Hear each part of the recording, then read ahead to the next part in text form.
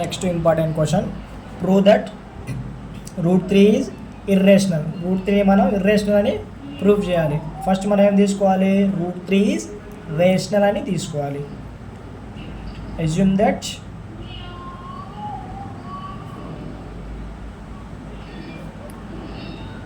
Route 3 is rational. మనకి rational numbers ఎలా ఉంటాయి, p/q ఫామ్లో ఉంటాయి. Root 3 equal to a/b, where a, b belongs to z and b not equal to 0. a, b are co-primes.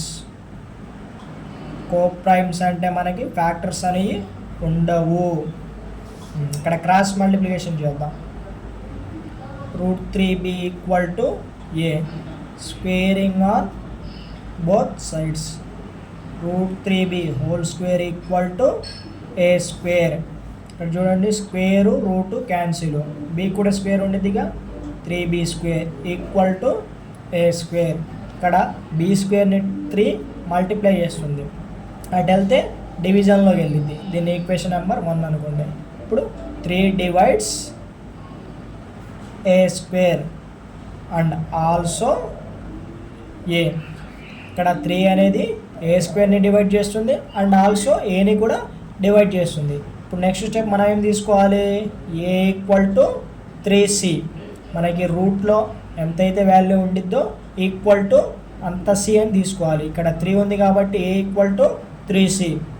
దీన్ని కూడా మనం squaring on both sides చేద్దాం. Squaring on both sides చేస్తే a square equal to 3c whole square. A square equal to 3 square అంటే 9c square. మనం a square ప్లేస్లో 3b square రాసుకోవచ్చుగా. 3b square equal to 9c square from equation number 1. ఇక్కడ cancel చేయండి, 3 1 జారు, 3 3 జారు. b square equal to ఇంకేం మిగిలింది ఇక్కడ 3c స్క్వేర్. ఇప్పుడు చూడండి, సి స్క్వేర్ని 3 మల్టిప్లై చేస్తుంది, అటు వెళ్తే బి స్క్వేర్ని డివైడ్ చేసింది. So 3 divides B square and also 3. ఇప్పుడు చూడండి, ఇక్కడ 3 అనేది ఏని డివైడ్ చేస్తుంది, బిని కూడా ఆల్సో బి. ఇక్కడ చూడండి, 3 అనేది ఏని డివైడ్ చేస్తుంది, బిని కూడా డివైడ్ చేస్తుంది. అంటే 3 is the common factor of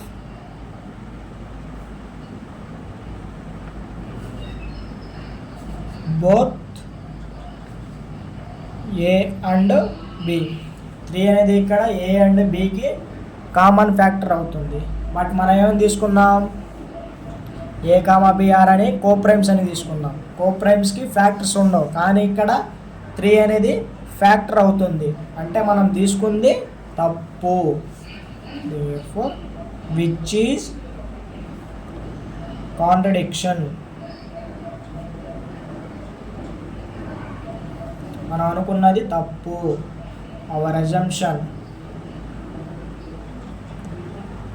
is wrong. Therefore, root 3 is irrational.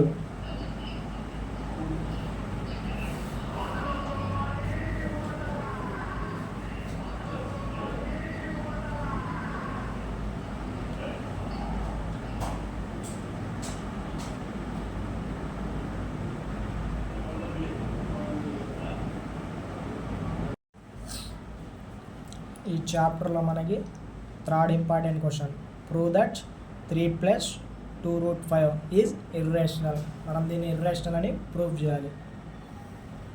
First మనం దీన్ని రేషనల్ నెంబర్ అని తీసుకుందాం. Let us assume that 3 + 2√5 is rational number. Rational numbers ఎలా ఉంటాయి, p/q ఫామ్లో ఉంటాయి. 3 + 2√5 equal to a/b, where a, b belongs to z. a, b అనేవి integers. చూడండి, మనం LHS సైడ్ మనం రూట్ వాల్యూనే ఉంచుదాం, మిగతా అన్నీ ఆర్హెచ్ఎస్ సైడ్ పంపిద్దాం. +3 నన్ను పంపించండి. 2√5 ఈక్వల్ టు a/b +3 ఎటు వస్తే -3. 2√5 ఈక్వల్ టు ఇక్కడ ఎల్సిఎం చేద్దాం, b అనేది ఎల్సిఎం. అప్పుడు ఎల్సిఎం ఇక్కడ ఎంత అయింది, a - 3b. 2ని కూడా ఇటు తీసుకురండి, 2 ఇక్కడ మల్టిప్లై చేస్తుంది, అటు వేస్తే డివిజన్లోకి వెళ్ళింది. √5 ఈక్వల్ టు a - 3b/2b. ఇక్కడ ఆర్హెచ్ఎస్ పార్ట్ని అబ్జర్వ్ చేయండి. a, b అండ్ 2, 3 అనేవి ఇంటీజర్స్. చూడండి, ఆల్ ఇంటీజర్స్ అనేవి మనకి రేషనల్ నెంబర్స్ అవుతాయి. ఇక్కడ a, b, 3, 2 are the integers. ఇక్కడ ఇంటీజర్స్ ఎలా ఉంటాయి మనకి, a/b ఫామ్లో ఉన్నాయి. అంటే ఆర్హెచ్ఎస్ అనేది rational number. a - 3b/2b is a rational number. మనకి ఆర్హెచ్ఎస్ ఇది రేషనల్ నెంబర్ అయినప్పుడు √5 కూడా ఏమవ్వాలి, రేషనల్ నెంబర్ అవ్వాలి.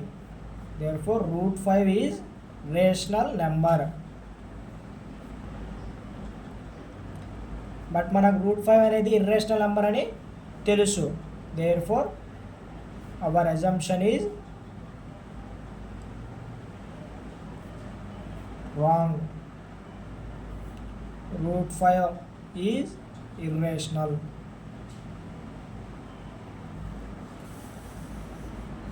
దీంతో మనకి చాప్టర్లో ఉన్న ఇంపార్టెంట్ క్వశ్చన్స్ అయితే కంప్లీట్ అయ్యాయి.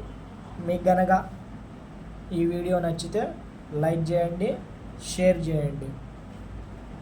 కంపల్సరీగా మనకి చాప్టర్లో నుంచి 8 మార్క్స్ క్వశ్చన్ అయితే పక్కా. Okay, thank you for all.